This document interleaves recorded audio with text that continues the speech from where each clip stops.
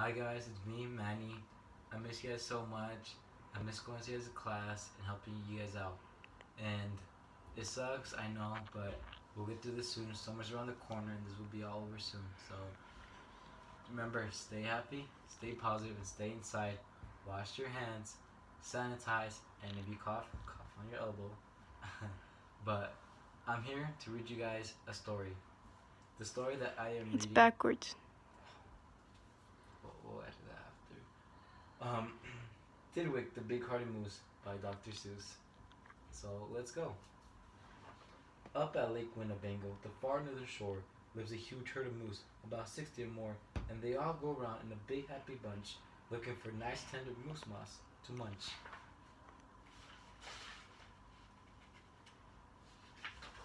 That was pretty hard. Up at Lake Winnebago one day, they were lunching, just strolling along and enjoying their munching. For the moose moss that day was especially fine. When it happened that Thidwick, the last moose in line, saw a bingo bug sitting, the bug called out, "Hey, it's such a long road, and it's such a hot day. Would you mind if I rode on your horns for a way?" "Of course not, small Thidwick, the big hardy moose. I'm happy my antlers can be of some use. There's room there to spare, and I'm happy to share. Be my guest, and I hope that you're comfortable there." So the bingo bug picked out a nice easy seat, and the moose went on looking for a moose moss to eat. Well, an hour or so later, the bug heard a squeak, and he heard the small voice of a tree spider speak. "I say," said the spider, "you got a fine place. The moose seems quite friendly. He's got such a nice face. If I got on too, do you think he would mind?"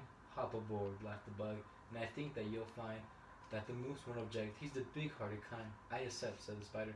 With joy and delight, he started a web on the horn to the right. While the spider was spinning, he heard a gay song, and a fresh little zinazoo bird came along. He stopped and he stared and he chirped, "Well, well, well, what a smart place to build! What a great place to dwell! I've been living on trees ever since I was born. But here's something new. Why not live on a horn? If there's room there for two, then there's room there for three." "There's plenty of room," laughed the bug, "and it's free." Thidwick stopped walking. What was all that talking? These guests had caught Thidwick the moose unawares. "Hey," he called out, "what goes on there upstairs?" "Just building a nest, sir," the Zinazoo said, and he began yanking hairs out of the poor Thinwick's head, and he plucked out exactly 204. "Don't worry," he laughed, "you can always grow more." Then he dozed off to sleep in his fine moose hair nest. "This bird," murmured the Thidwick, "is sort of a pest, but I'm a good sport, so I'll just let him rest. For a host, above all, must be nice to his guest." Almost fell. "Besides now, it's getting quite late in the day, and surely tomorrow they'll all go away." But alas, the next morning the sun's early light brought to Thidwick's sad eyes a most unwelcome sight. "Meet my wife," said the bird. "I was married last night. And perhaps, by the way, I should mention to you that her uncle is coming to live with us too. You're a very fine host, so I knew you'd be willing." Then the uncle, a woodpecker, started in drilling. All Thidwick's friends shouted, "Get rid of those pests!" "I would, but I can't," sobbed poor Thidwick. "They're guests." "Guests indeed," his friends answered, and all of them frowned. "If those are your guests, we don't want you around. You can't stay with us, 'cause you're just not our sort." And they all turned their backs and walked off with a snort. Now the big friendless moose walked alone and forlorn, with four great big woodpecker holes in his horn. "What holes?" whispered Herman, a squirrel who spied him. "Well, holes to hide nuts in. Mind if I try them?" "They're yours," called the woodpecker. "Get right inside them. The big hardy moose runs a public hotel. Bring your nuts, bring your wife, bring your children as well." So the whole family, so the whole squirrel family all jumped on, pell mell. And the very next thing the poor animal knew, a bobcat and a turtle were living there too. Now what was the big-hearted moose going to do? Well, what would you do if it happened to you? You couldn't say scat, 'cause that wouldn't be right. You couldn't shout scram, 'cause that isn't polite. A host has a host has to put up with all kinds of pests, for a host, above all, must be nice to his guests. So you try hard to smile, and you try to look sweet, and you go on right looking for moose moss to eat. But now it was winter, and that wasn't easy, for moose moss got scarce. When the weather gets freezing, the food was soon gone on the cold northern shore of Lake Winnebago. There just was no more, and all Thidwick friends swam away in a bunch to the south of the lake where there's moose moss to munch. He watched her leaving, and then Thidwick knew he'd starve if he stayed here. He'd have to go too.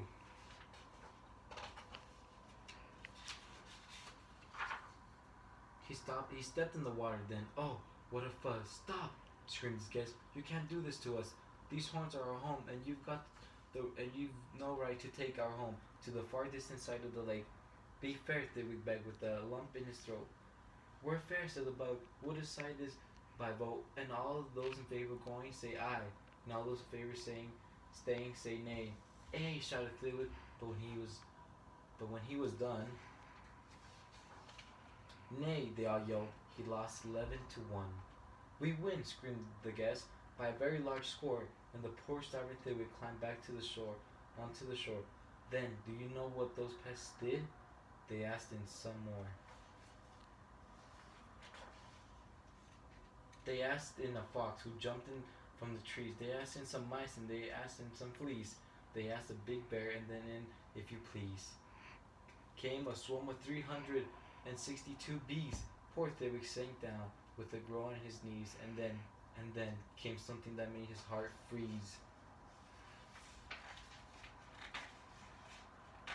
Oh my. Fine. Bullets came zinging right past Thidwick's face. Guns were banging all over the place. Get that moose! Get that moose! Thidwick heard a voice call. Fire again and shoot straight, one and all. We must get his head for the Harvard Club wall. Thidwick took to his heels with that load on his feet. With 500 pounds on his horns, the moose fled. He could have run faster without all those pests, but a host above all must be nice to his guest. Up canyon, off cliff, over wild rocky trail, with bullets bouncing around him like hail. Up gully, through gulch, and down slippery solace. With his hard-hearted guest raced the soft-hearted moose. Then finally he had him. Because of those pests, he had run out of luck. Because of those guests on his horns, he was stuck. He grasped and felt faint, and the whole world grew free, fuzzy. Thidwick was finished completely, or was he?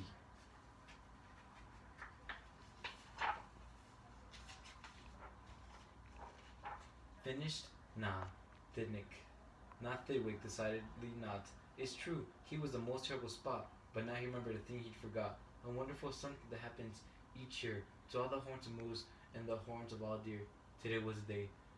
Thidwick happened to know. Ooh, he got a plan. That old horns come off so that the new can grow. And he called to the pests on his horns as he threw him. You wanted my horns, now you're quite welcome to them. Keep them, they're yours. As for me, I shall take myself to the far distant side of the lake.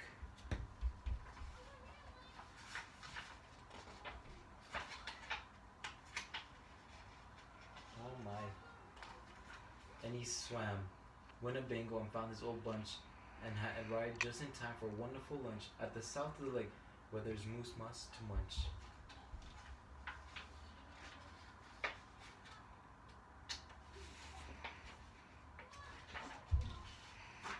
His old horns today are where you knew they would be. His guests are still on them, all stuffed as they should be. And the end. Well, thank you guys for listening, and I hope you guys stay safe. Remember, do online homework, and this will be all over. Stay happy, stay positive, and everything will be good. I miss you guys all, and I'm happy I get to this opportunity to read to you guys and for you guys to see me, and I hope I get to see you guys soon. I miss you guys. Bye bye now.